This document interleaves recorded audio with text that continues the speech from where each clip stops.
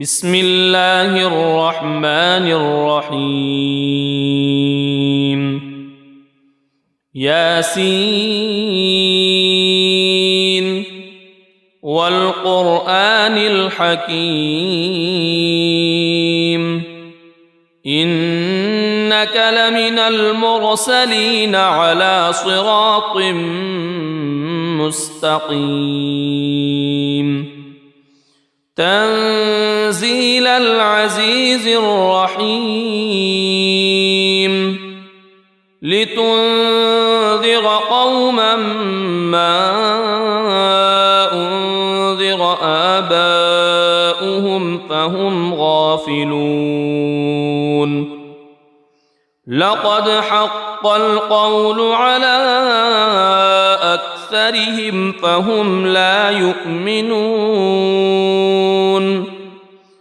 إنا جعلنا في أعناقهم أغلالا فهي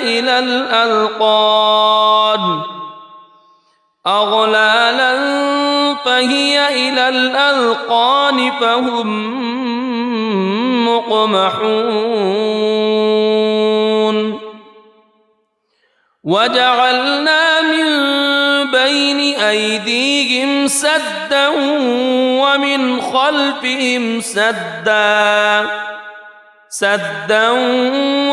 خلفهم سدا فأغشيناهم فهم لا يبصرون وسواء عليهم أأنذرتهم أم لم تنذرهم لا يؤمنون إنما تنذر من اتبع الذكر وخشي الرحمن بالغيب فبشره بمغفرة وأجر كريم إنا نحن نحيي الموتى ونكتب ما قدموا وآثارهم وكل شيء أحصيناه في إمام مبين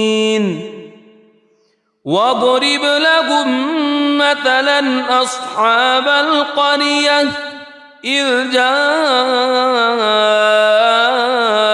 المرسلون إذ أرسلنا إليهم اثنين فكذبوهما فعززنا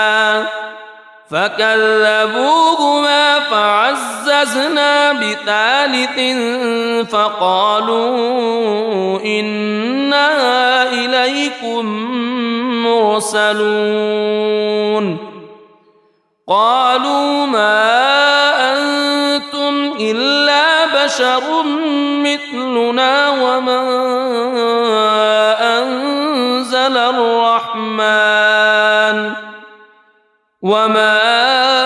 أنزل الرحمن من شيء إن أنتم إلا تكذبون قالوا ربنا يعلم إنا إليكم لمرسلون وما علينا إلا البلاغ المبين قالوا إنا تطيرنا بكم لئن لم تنتهوا لنرجمنكم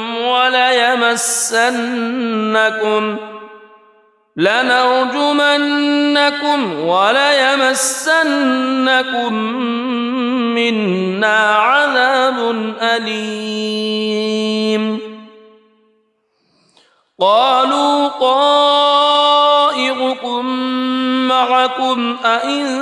ذكرتم بل أنتم قوم مسرفون وجاء من أقصى المدينة رجل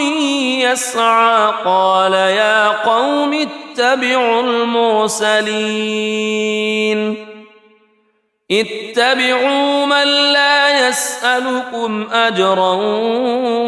وهم مهتدون وما لي لا أعبد الذي فطرني وإليه ترجعون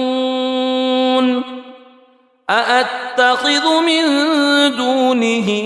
آلهة إن يردني الرحمن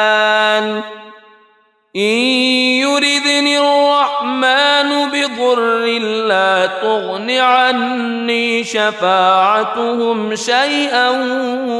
ولا ينقذون إني إذا لفي ضلال مبين إني آمنت بربكم فاسمعون قيل ادخل الجنة قال يا ليت قومي يعلمون بما غفر لي ربي وجعلني من المكرمين وما أنزلنا على قومه من بعده من جند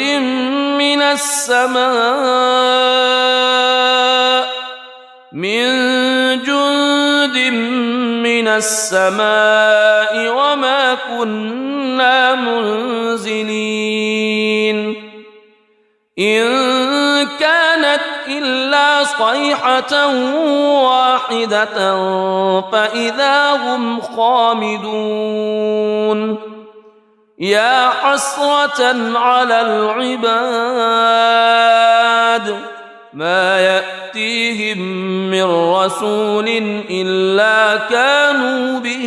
يستهزئون ألم يروا كم أهلكنا قبلهم من القرون أنهم إليهم لا يرجعون وإن كل لما جميع لدينا محضرون وآية لهم الأرض الميتة أحييناها وأخرجنا منها حبا فمنه يأكلون وجعلنا فيها جنات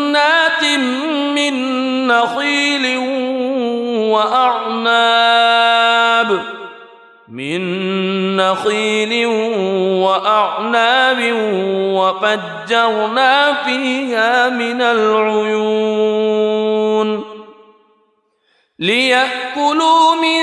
ثمره وما عملته أيديهم أفلا يشكرون سبحان الذي خلق الأزواج كلها مما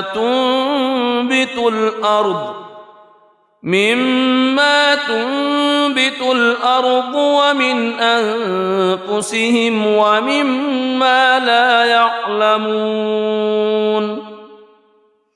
وآية لهم الليل نسلخ منه النهار فإذا هم مظلمون والشمس تجري لمستقر لها ذلك تقدير العزيز العليم والقمر قدرناه منازل حتى عاد كالعرجون القديم لا الشمس ينبغي لها أن تدرك القمر ولا الليل سابق النهار وكل في فلك يسبحون وآية لهم أنا حملنا ذريتهم في الفلك المشحون وخلقنا لهم من مثله ما يركبون وإن نشأ نغرقهم فلا صريخ لهم ولا هم ينقذون إلا رحمة منا ومتاعا إلى حين وإذا قيل لهم اتقوا ما بين أيديكم وما خلفكم لعلكم ترحمون وما تأتيهم من آية من آيات ربهم إلا كانوا عنها معرضين وإذا قيل لهم أنفقوا مما رزقكم الله قال الذين كفروا للذين آمنوا أنطعم من لو يشاء الله أطعمه إن أنتم إلا في ضلال مبين ويقولون متى هذا الوعد إن كنتم صادقين ما ينظرون إلا صيحة واحدة تأخذهم وهم يخصمون فلا يستطيعون توصية ولا إلى أهلهم يرجعون ونفخ في الصور فإذا هم من الأجداث إلى ربهم ينسلون قالوا يا ويلنا من بعثنا من مرقدنا هذا ما وعد الرحمن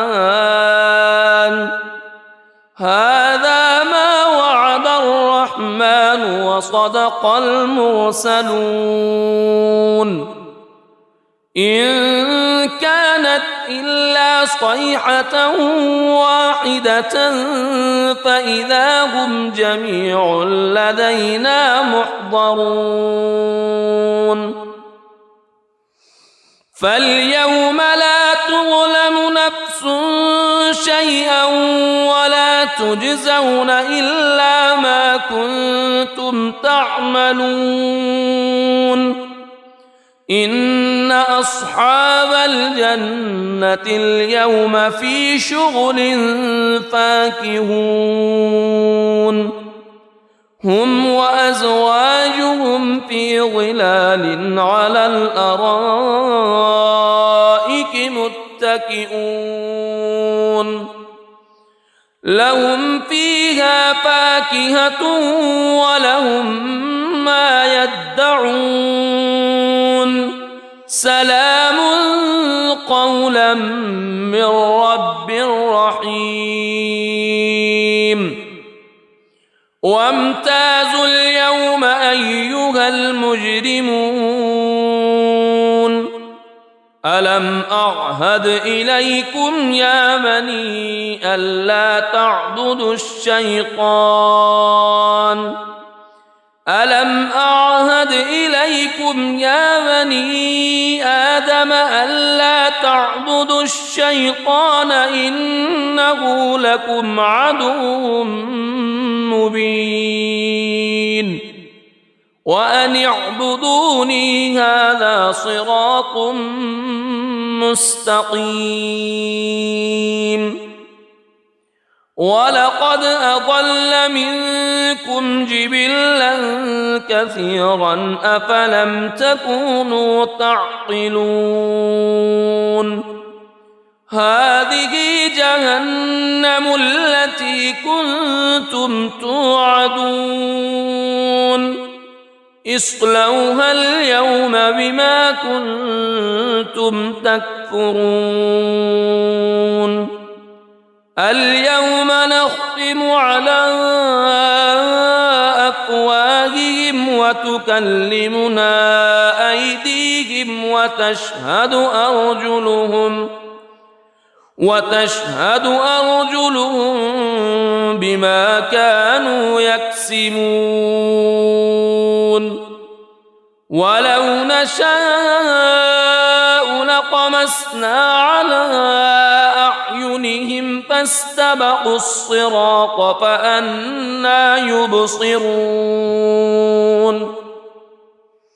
ولو نشاء لمسخناهم على مكانتهم فما استطاعوا مضيا ولا يرجعون ومن نعمره ننكسه في الخلق أفلا يعقلون وما علمناه الشعر وما ينبغي له إن هو إلا ذكر وقرآن مبين لينذر من كان حيا ويحق القول على الكافرين أولم يروا أنا خلقنا لهم مما عملت أيدينا أنعاما فهم لها مالكون وذللناها لهم فمنها ركوبهم ومنها يأكلون ولهم فيها منافع ومشارب أفلا يشكرون واتخذوا من دون الله آلهة لعلهم ينصرون لا يستطيعون نصرهم وهم لهم جند محضرون فلا يحزنك قولهم إنا نعلم ما يسرون وما يعلنون أولم ير الإنسان أنا خلقناه من نطفة فإذا هو خصيم مبين وضرب لنا مثلا ونسي خلقه قال من يحيي العظام وهي رميم قل يحييها الذي أنشأها أول مرة وهو بكل خلق عليم الذي جعل لكم من الشجر الأخضر نارا فإذا أنتم منه توقدون أوليس الذي خلق السماوات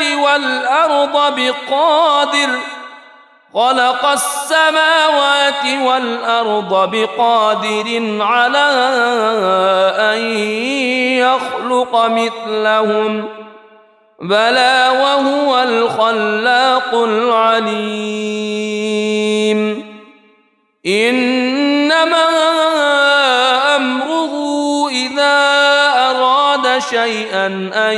يقول له كن فيكون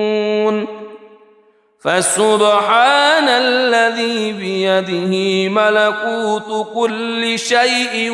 وإليه ترجعون بسم الله الرحمن الرحيم الرحمن علم القرآن خلق الإنسان علمه البيان الشمس والقمر بحسبان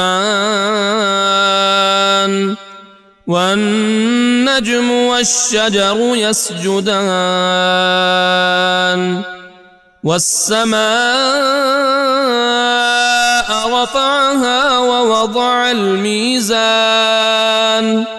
ألا تطغوا في الميزان وأقيموا الوزن بالقسط ولا تخسروا الميزان والأرض وضعها للأنام فيها فاكهة والنخل ذات الأكمام والحب ذو العصف والريحان فبأي آلاء ربكما تكذبان خلق الإنسان من صلصال كالفخار وخلق الجان من مارج من نار فبأي آلاء ربكما تكذبان رب المشرقين ورب المغربين فبأي آلاء ربكما تكذبان مرج البحرين يلتقيان بينهما برزخ لا يبغيان فبأي آلاء ربكما تكذبان يخرج منهما اللؤلؤ والمرجان فبأي آلاء ربكما تكذبان وله الجوار المنشآت في البحر كالأعلام فبأي آلاء ربكما تكذبان كل من عليها فان ويبقى وجه ربك ذو الجلال والإكرام فبأي آلاء ربكما تكذبان يسأله من في السماوات والأرض كل يوم هو في شأن فبأي آلاء ربكما تكذبان سنفرغ لكم أيها الثقلان فبأي آلاء ربكما تكذبان يا معشر الجن والإنس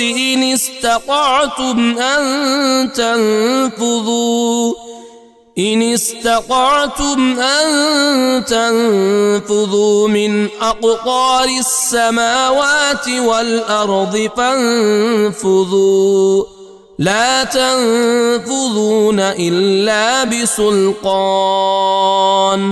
فبأي آلاء ربكما تكذبان يرسل عليكما شواظ من نار ونحاس فلا تنتصران فبأي آلاء ربكما تكذبان فإذا انشقت السماء فكانت وردة كالدهان فبأي آلاء ربكما تكذبان فيومئذ لا يسأل عن ذنبه إنس ولا جان فبأي آلاء ربكما تكذبان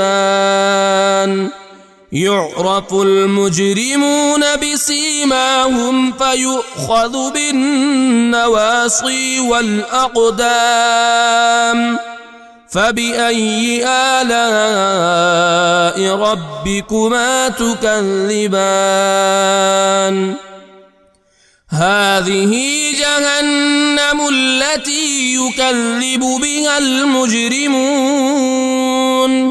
يطوفون بينها وبين حميم آن فبأي آلاء ربكما تكذبان ولمن خاف مقام ربه جنتان فبأي آلاء ربكما تكذبان ذواتا أفنان فبأي آلاء ربكما تكذبان فيهما عينان تجريان فبأي آلاء ربكما تكذبان فيهما من كل فاكهة زوجان فبأي آلاء ربكما تكذبان متكئين على فرش بطائنها من استبرق وجنى الجنتين دان فبأي آلاء ربكما تكذبان فيهن قاصرات الطرف لم يطمثهن إنس قبلهم ولا جان فبأي آلاء ربكما تكذبان كأنهن الياقوت والمرجان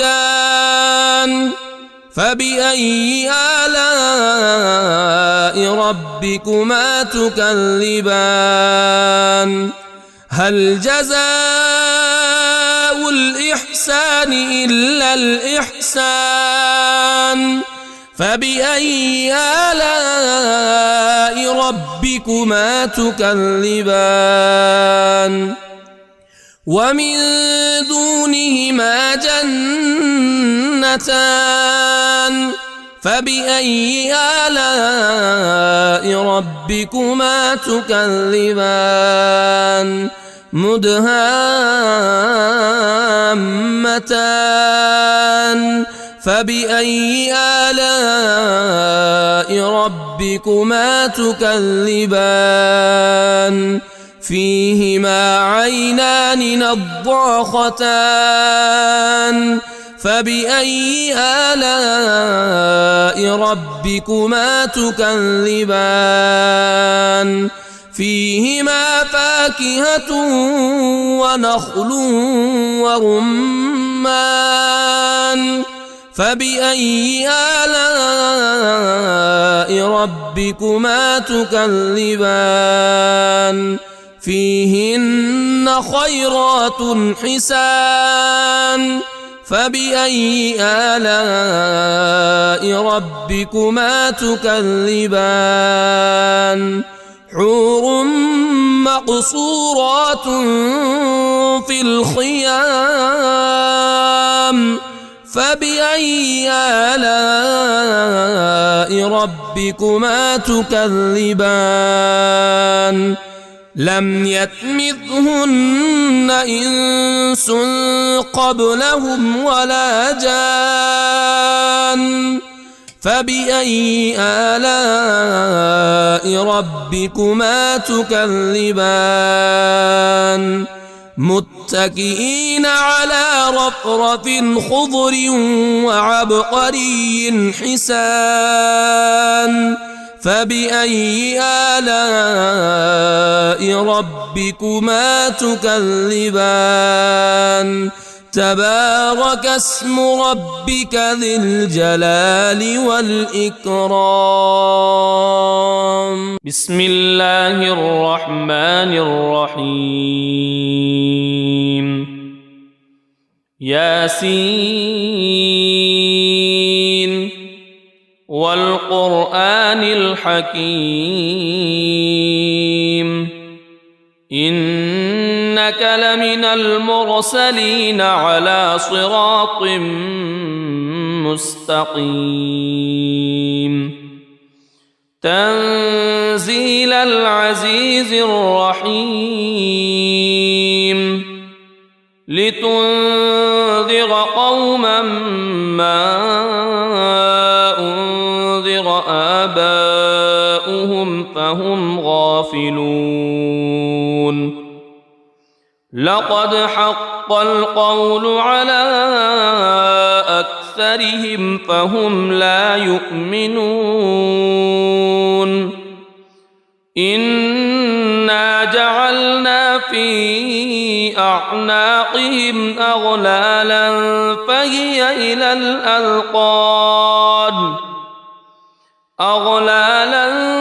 فهي إلى الأذقان فهم مقمحون وجعلنا من بين أيديهم سدا ومن خلفهم سدا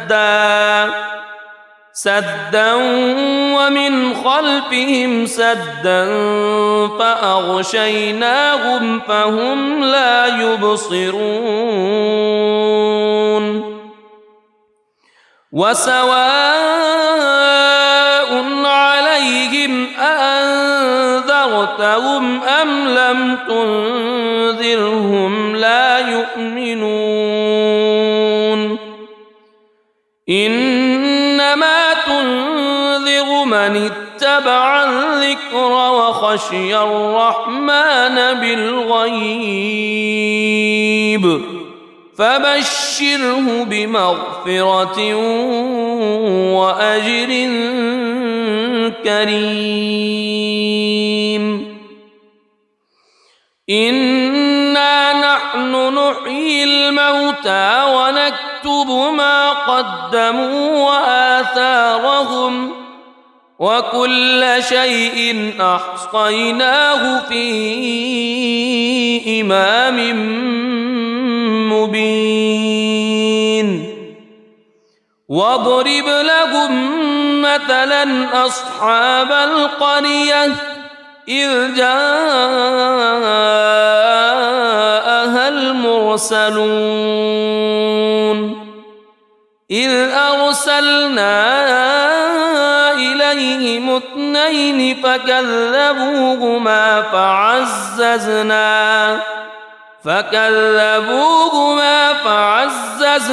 بثالث فقالوا إنا إليكم مرسلون قالوا ما أنتم إلا بشر مثلنا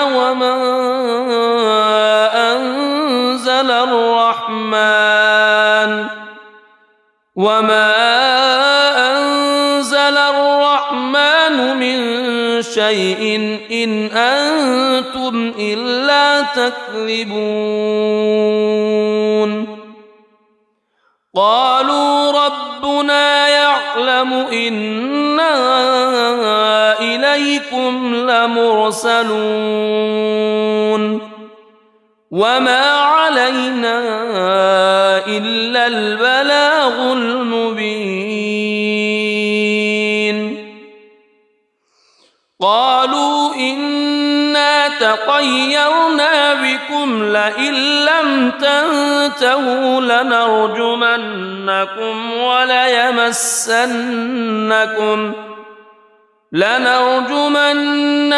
وليمسنكم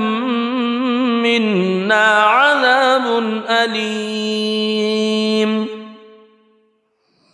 قالوا طائركم معكم أئن ذكرتم بل أنتم قوم مسرفون وجاء من أقصى المدينة رجل يسعى قال يا قوم اتبعوا المرسلين اتبعوا من لا يسألكم أجرا وهم مهتدون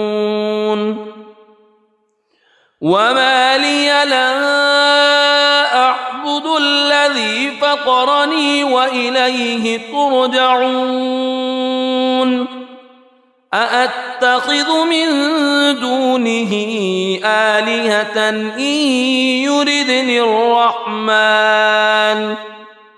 إن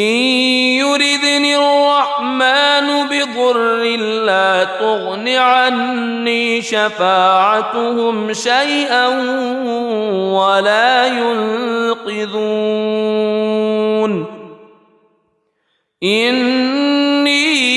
إذا لفي ضلال مبين إني آمنت بربكم فاسمعون قيل ادخل الجنة قال يا ليت قومي يعلمون بما غفر لي ربي وجعلني من المكرمين وما أنزلنا على قومه من بعده من جند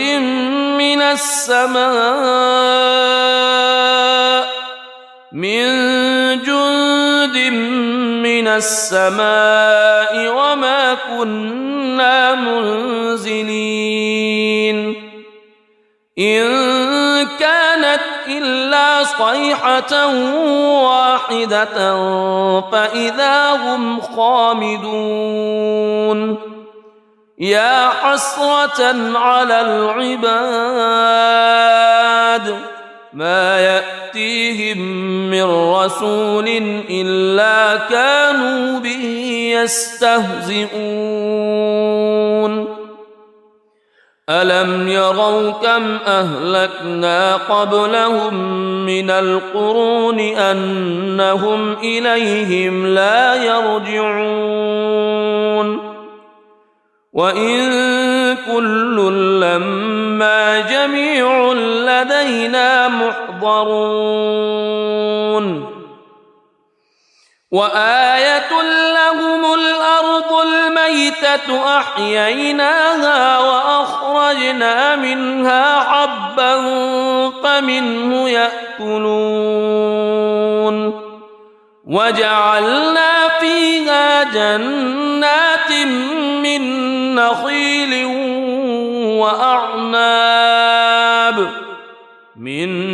نخيل وأعناب وفجرنا فيها من العيون ليأكلوا من ثمره وما عملته أيديهم أفلا يشكرون سبحان الذي خلق الأزواج كلها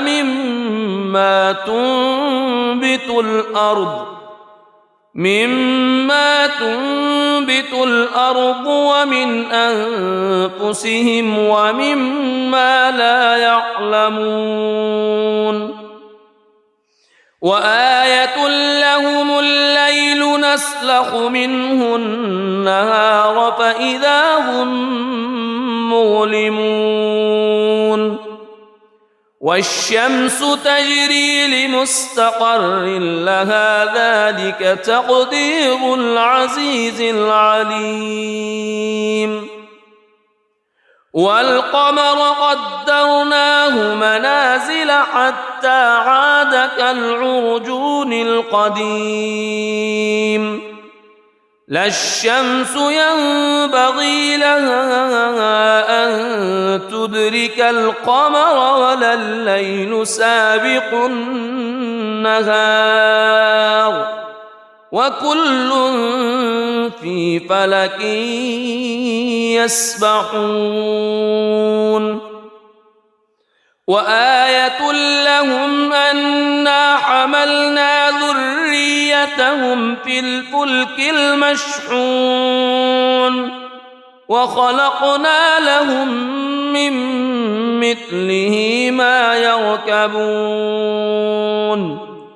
وإن نشأ نغرقهم فلا صريخ لهم ولا هم ينقذون إلا رحمة منا ومتاعا إلى حين وإذا قيل لهم اتقوا ما بين أيديكم وما خلفكم لعلكم ترحمون وما تأتيهم من آية من آيات ربهم إلا كانوا عنها معرضين وإذا قيل لهم أنفقوا مما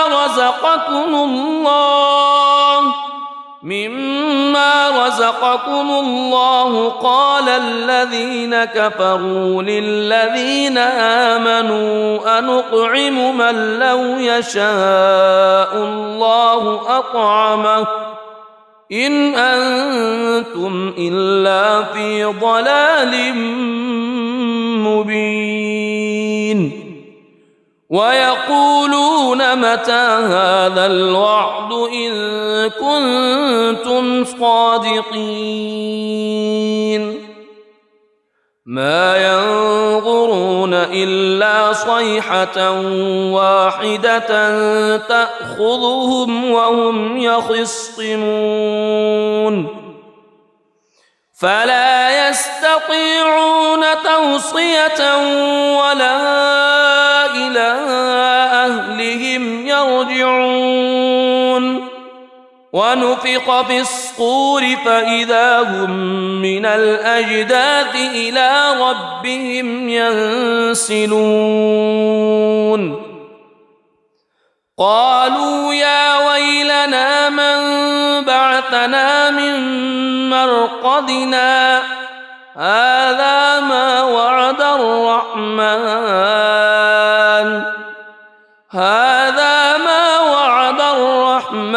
وصدق المرسلون إن كانت إلا صيحة واحدة فإذا هم جميع لدينا محضرون فاليوم لا تظلم نفس شيئا ولا تجزون إلا ما كنتم تعملون إن أصحاب الجنة اليوم في شغل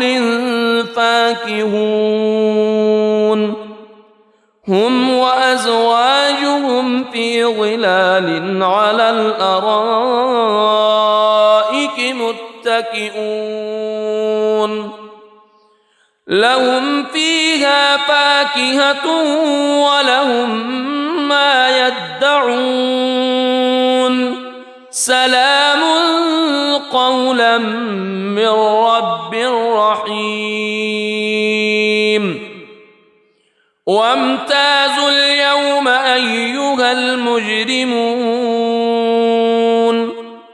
ألم أعهد إليكم يا بني ألا تعبدوا الشيطان ألم أعهد إليكم يا بني آدم ألا تعبدوا الشيطان إنه لكم عدو مبين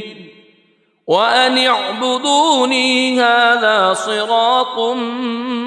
مستقيم ولقد أضل منكم جبلا كثيرا أفلم تكونوا تعقلون هذه جهنم التي كنتم توعدون اصلوها اليوم بما كنتم تكفرون اليوم نختم على أفواههم وتكلمنا أيديهم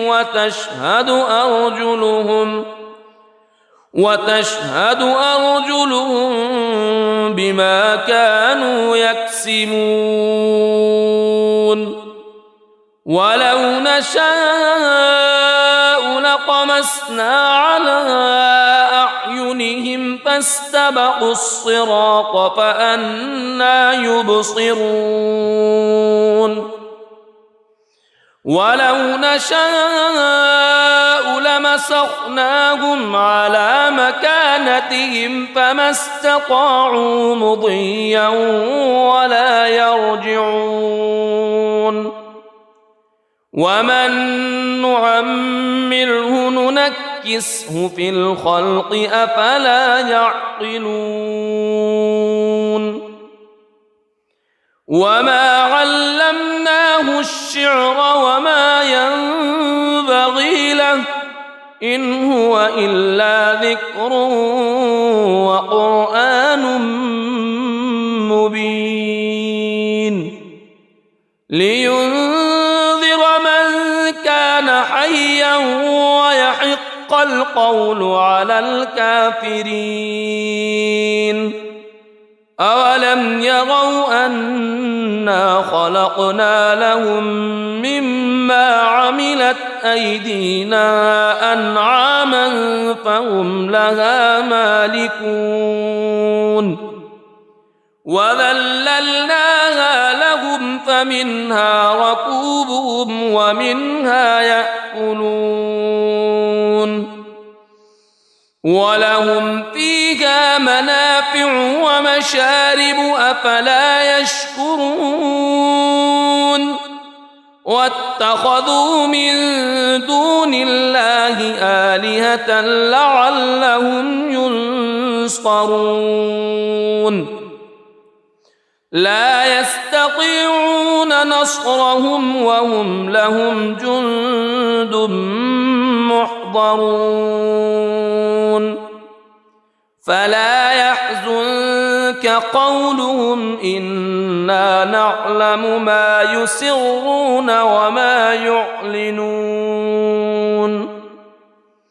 أولم ير الإنسان أنا خلقناه من نطفة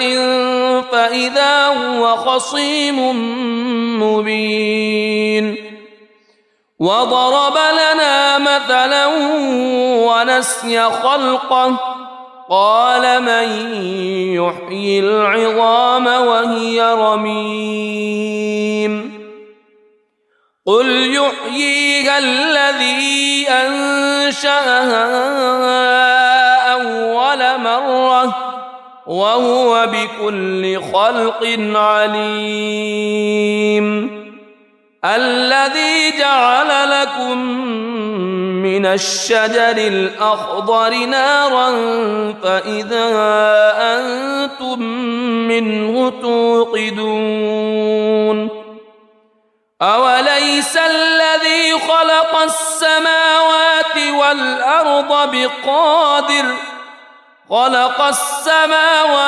والأرض بقادر على أن يخلق مثلهم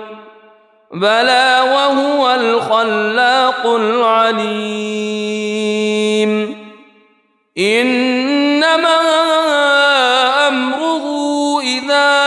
أراد شيئا أن يقول له كن فيكون فسبحان الذي بيده ملكوت كل شيء وإليه ترجعون. بسم الله الرحمن الرحيم. الرحمن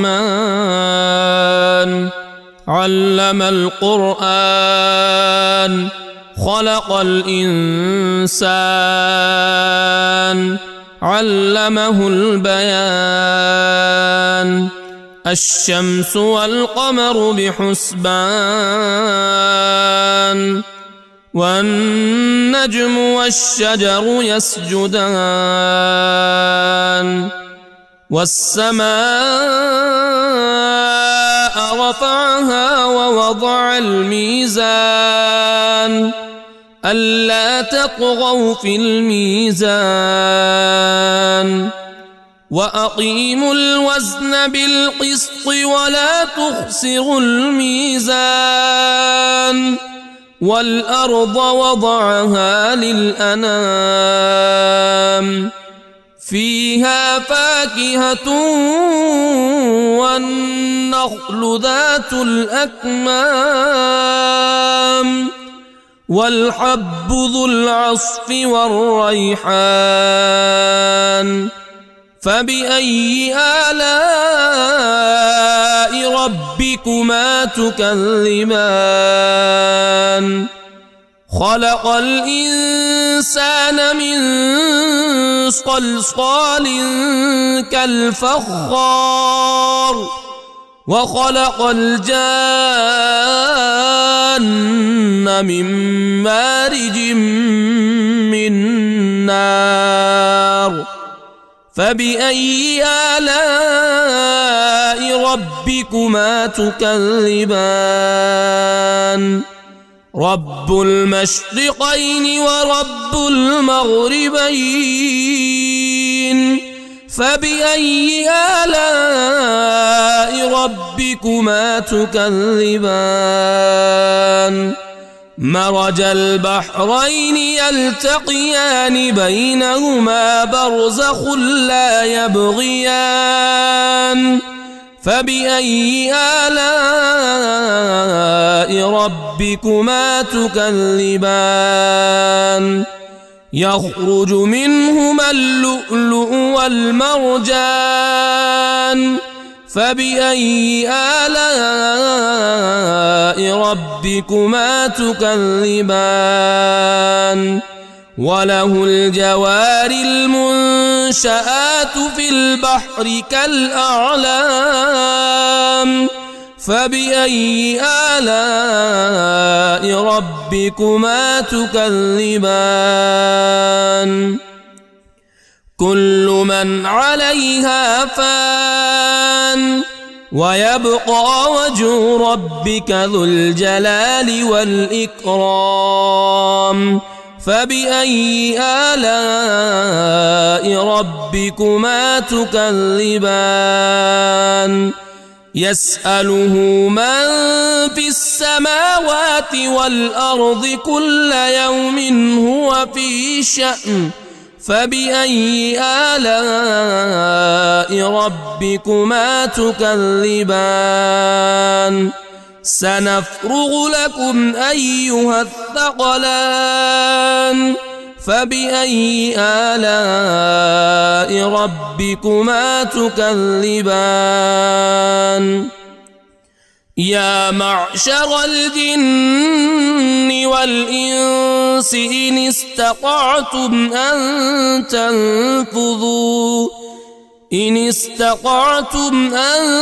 تنفذوا من أقطار السماوات والأرض فانفذوا لا تنفذون إلا بسلطان. فبأي آلاء ربكما تكذبان؟ يرسل عليكما شواظ من نار ونحاس فلا تنتصران. فبأي آلاء ربكما تكذبان فإذا انشقت السماء فكانت وردة كالدهان فبأي آلاء ربكما تكذبان فيومئذ لا يسأل عن ذنبه إنس ولا جان فبأي آلاء ربكما تكذبان يعرف المجرمون بسيماهم فيؤخذ بالنواصي والأقدام فبأي آلاء ربكما تكذبان هذه جهنم التي يكذب بها المجرمون يطوفون بينها وبين حميم آن فبأي آلاء ربكما تكذبان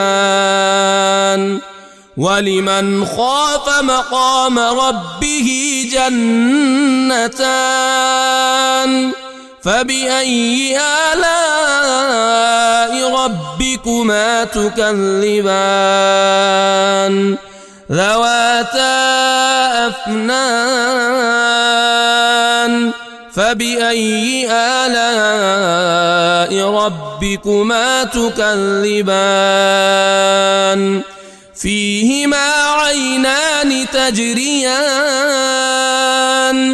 فبأي آلاء ربكما تكذبان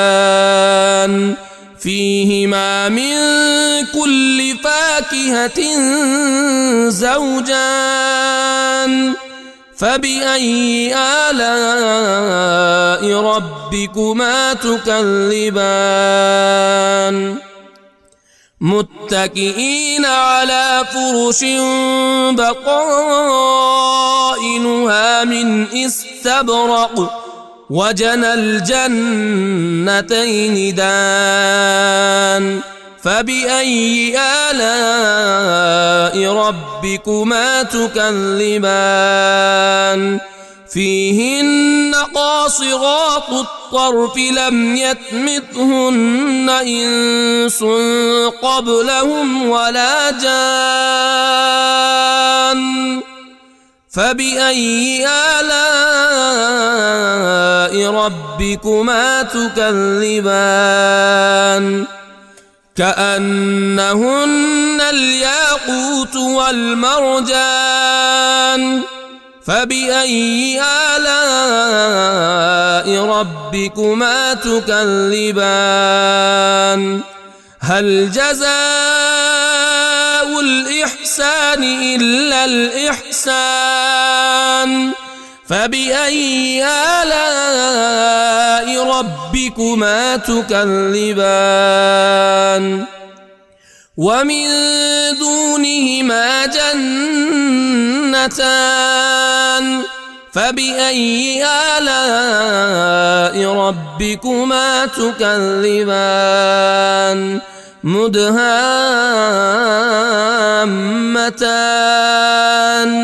فبأي آلاء ربكما تكذبان فيهما عينان نضاختان فبأي آلاء ربكما تكذبان فيهما فاكهة ونخل ورمان فبأي آلاء ربكما تكذبان فيهن خيرات حسان فبأي آلاء ربكما تكذبان حور مقصورات في الخيام فبأي آلاء ربكما تكذبان لم يطمثهن إنس قبلهم ولا جان فبأي آلاء ربكما تكذبان متكئين على رفرف خضر وعبقري حسان فبأي آلاء ربكما تكذبان تبارك اسم ربك ذي الجلال والإكرام بسم الله الرحمن الرحيم ياسين والقرآن الحكيم إنك لمن المرسلين على صراط مستقيم تنزيل العزيز الرحيم لتنذر قوما ما أنذر آباؤهم فهم غافلون لقد حق القول على أكثرهم فهم لا يؤمنون إنا جعلنا في أعناقهم أغلالا فهي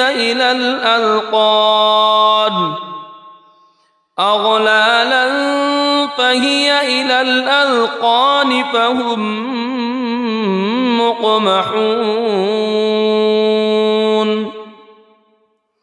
وجعلنا من بين أيديهم سدا ومن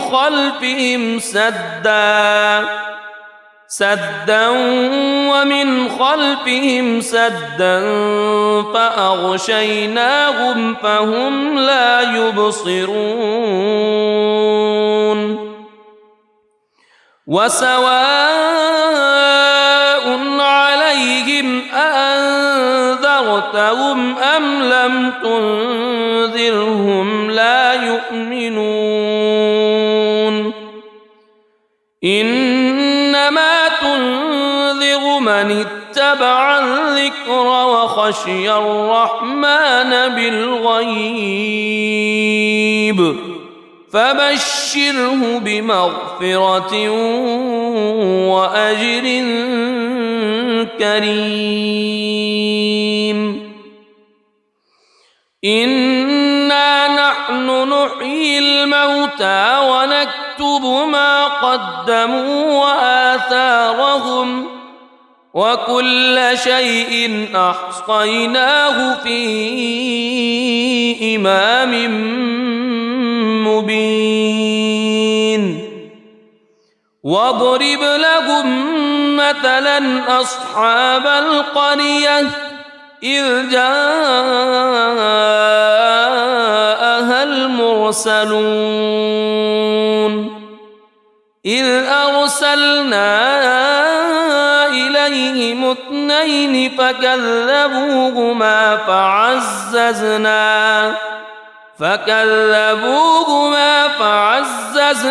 بثالث فقالوا إنا إليكم مرسلون قالوا ما أنتم إلا بشر مثلنا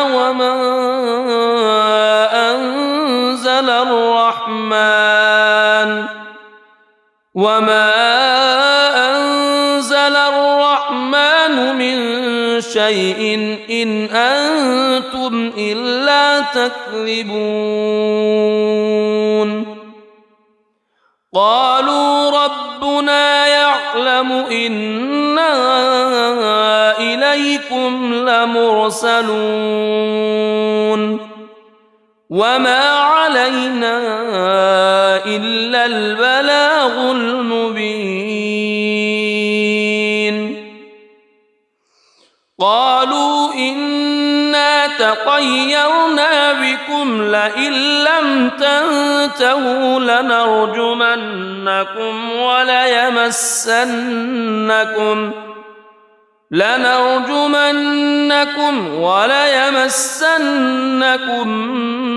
منا عذاب أليم قالوا طائركم معكم أئن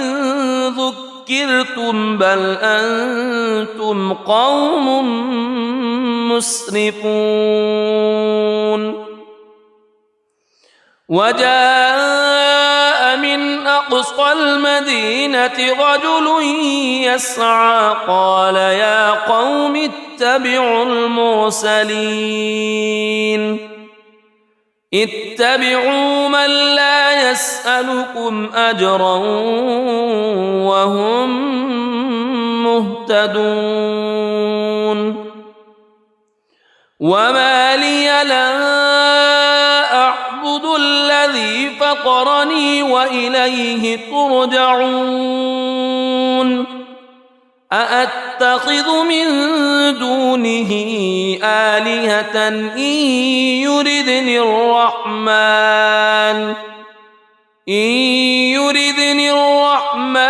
بضر لا تغن عني شفاعتهم شيئا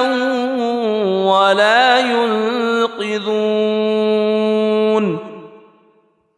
إني إذا لفي ضلال مبين إني آمنت بربكم فاسمعون قيل ادخل الجنة قال يا ليت قومي يعلمون بما غفر لي ربي وجعلني من المكرمين وما أنزلنا على قومه من بعده من جند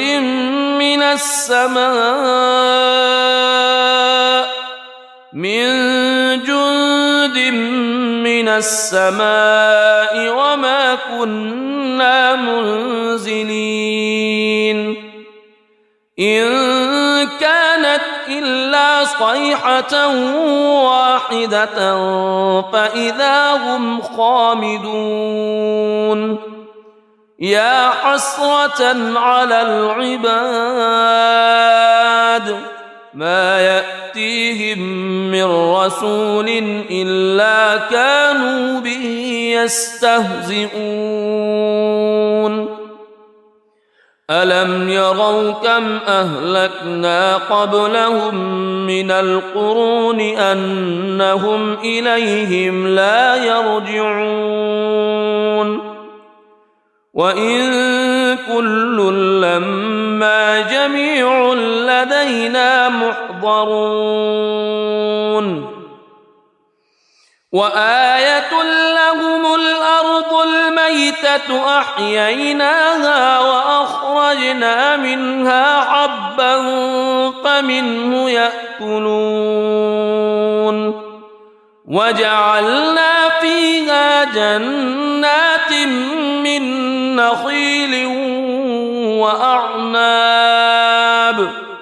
من نخيل وأعناب وفجرنا فيها من العيون ليأكلوا من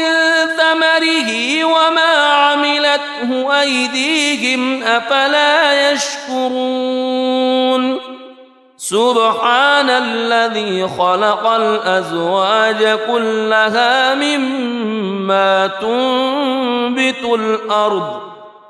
مما تنبت الأرض ومن أنفسهم ومما لا يعلمون وآية لهم الليل نسلخ منه النهار فإذا هم مظلمون والشمس تجري لمستقر لها ذلك تقدير العزيز العليم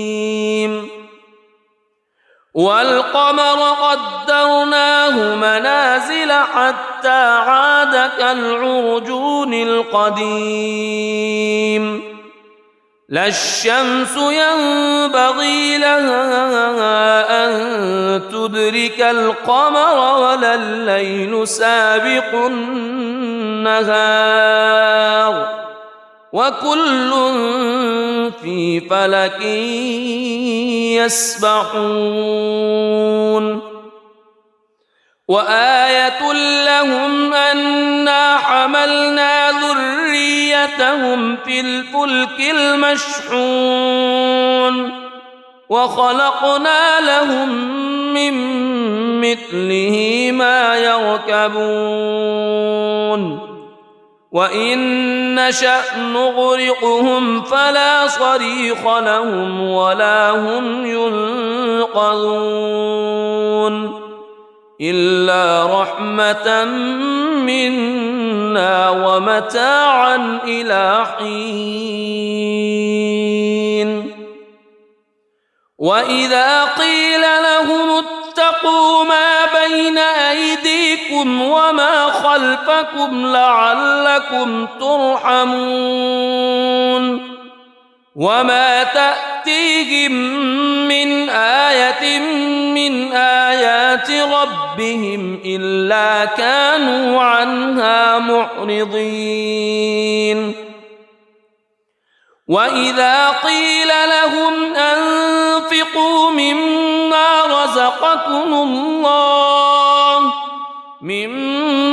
رزقكم الله قال الذين كفروا للذين آمنوا أنطعم من لو يشاء الله أطعمه إن أنتم إلا في ضلال مبين ويقولون متى هذا الوعد إن كنتم صادقين ما ينظرون إلا صيحة واحدة تأخذهم وهم يخصمون فلا يستطيعون توصية ولا إلى أهلهم يرجعون ونفخ في الصور فإذا هم من الأجداث إلى ربهم ينسلون قالوا يا ويلنا من بعثنا من مرقدنا هذا ما وعد الرحمن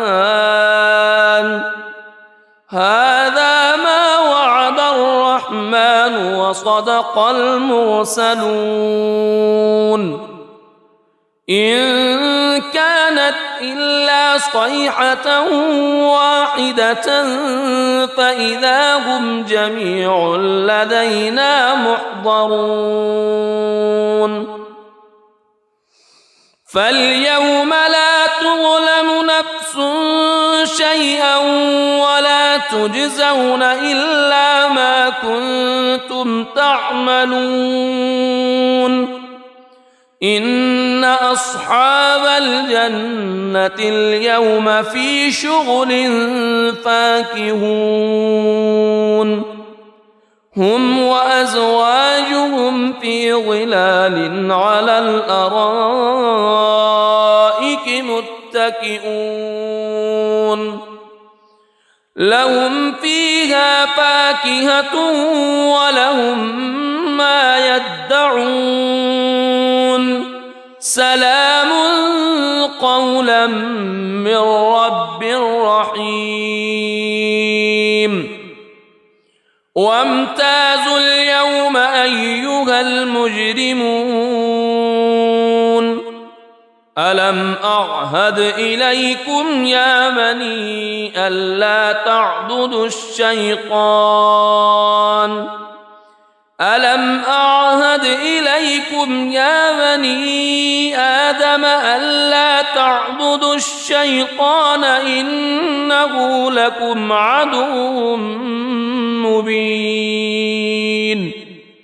وأن اعبدوني هذا صراط مستقيم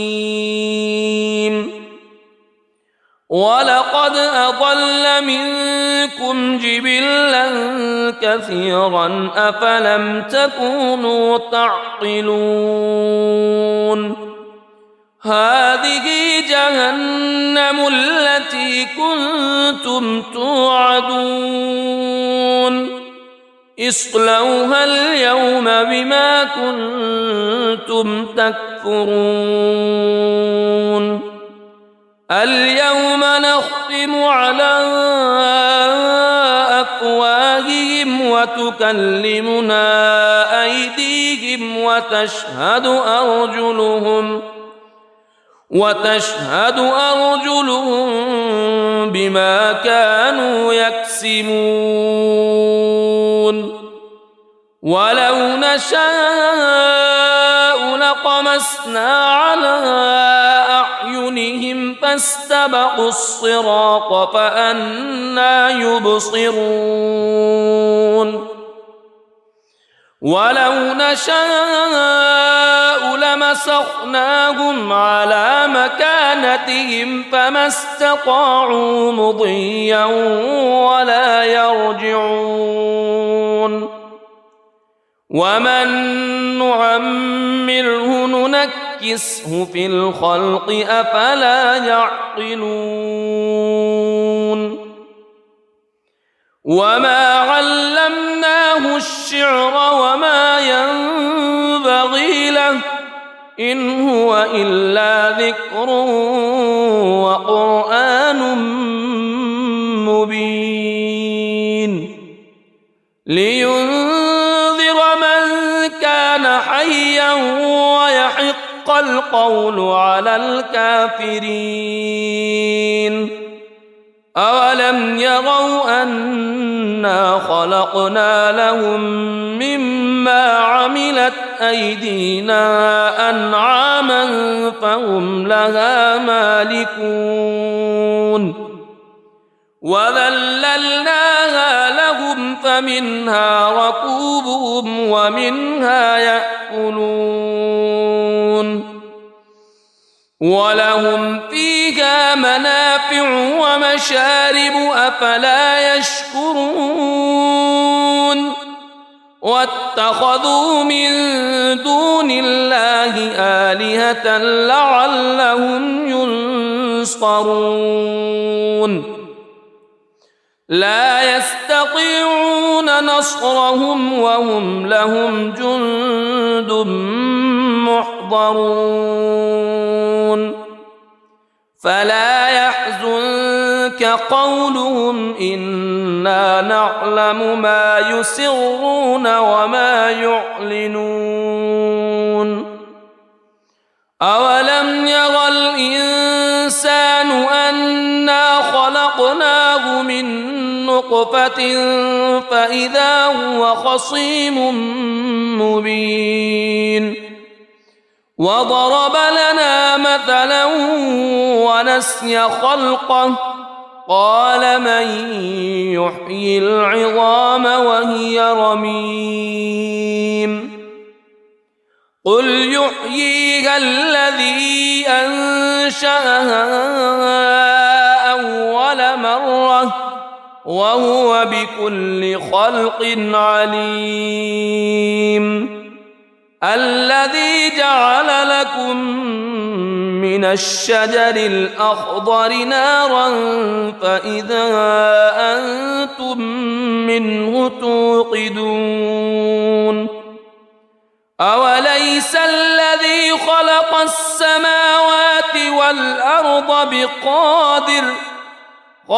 السماوات والأرض بقادر على أن يخلق مثلهم بلى وهو الخلاق العليم إنما أمره إذا أراد شيئا أن يقول له كن فيكون فسبحان الذي بيده ملكوت كل شيء وإليه ترجعون. بسم الله الرحمن الرحيم. الرحمن علم القرآن خلق الإنسان علمه البيان الشمس والقمر بحسبان والنجم والشجر يسجدان والسماء رفعها ووضع الميزان ألا تطغوا في الميزان وأقيموا الوزن بالقسط ولا تخسروا الميزان والأرض وضعها للأنام فيها فاكهة والنخل ذات الأكمام والحب ذو العصف والريحان فبأي آلاء ربكما تكذبان خلق الإنسان من صلصال كالفخار وخلق الجان من مارج من نار فبأي آلاء ربكما تكذبان رب المشرقين ورب المغربين فبأي آلاء ربكما تكذبان مرج البحرين يلتقيان بينهما برزخ لا يبغيان فبأي آلاء ربكما تكذبان يخرج منهما اللؤلؤ والمرجان فبأي آلاء ربكما تكذبان وله الجوار المنشآت في البحر كالأعلام فبأي آلاء ربكما تكذبان كل من عليها فان ويبقى وجه ربك ذو الجلال والإكرام فبأي آلاء ربكما تكذبان يسأله من في السماوات والأرض كل يوم هو في شأن فبأي آلاء ربكما تكذبان سنفرغ لكم أيها الثقلان فبأي آلاء ربكما تكذبان يا معشر الجن والإنس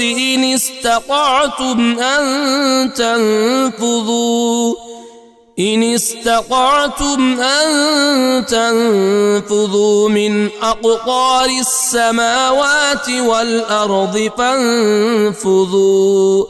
لا تنفذون إلا بسلطان فبأي آلاء ربكما تكذبان يرسل عليكما شواظ من نار ونحاس فلا تنتصران فبأي آلاء ربكما تكذبان فإذا انشقت السماء فكانت وردة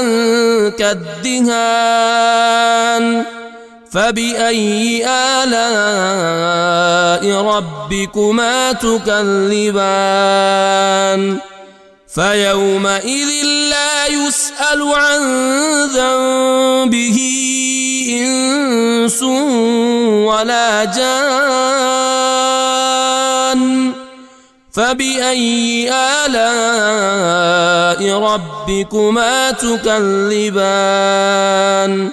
يعرف المجرمون بسيماهم فيؤخذ بالنواصي والأقدام فبأي آلاء ربكما تكذبان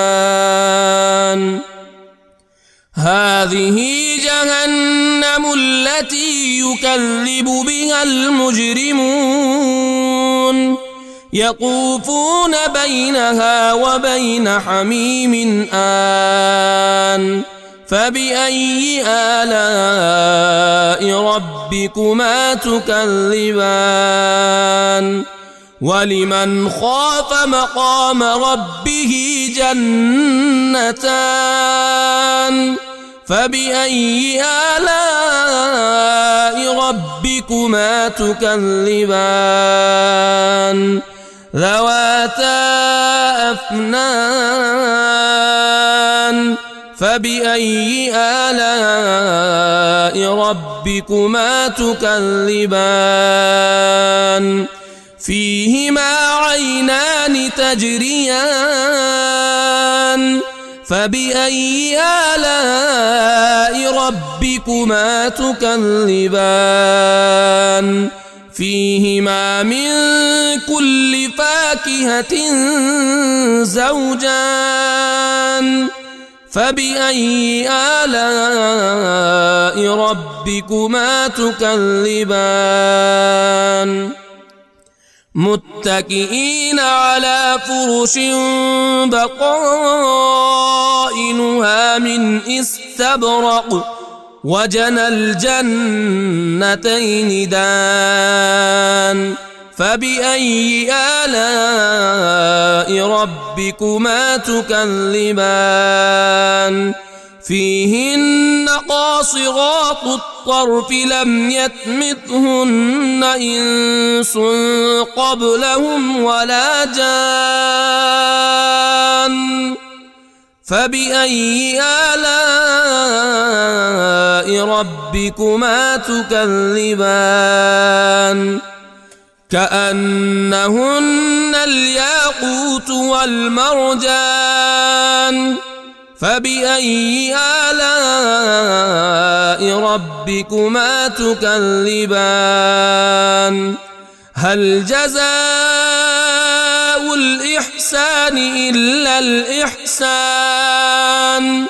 فبأي آلاء ربكما تكذبان ومن دونهما جنتان فبأي آلاء ربكما تكذبان مدهامتان فبأي آلاء ربكما تكذبان فيهما عينان نضاختان فبأي آلاء ربكما تكذبان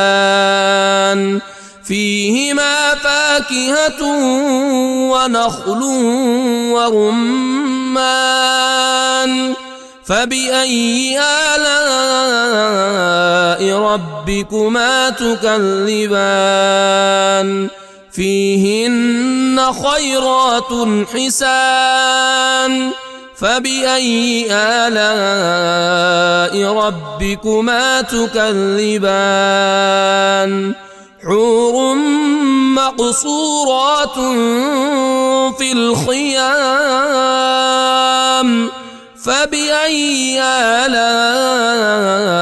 ربكما تكذبان لم يطمثهن إنس قبلهم ولا جان فبأي آلاء ربكما تكذبان متكئين على رفرف خضر وعبقري حسان فبأي آلاء ربكما تكذبان تبارك اسم ربك ذي الجلال والإكرام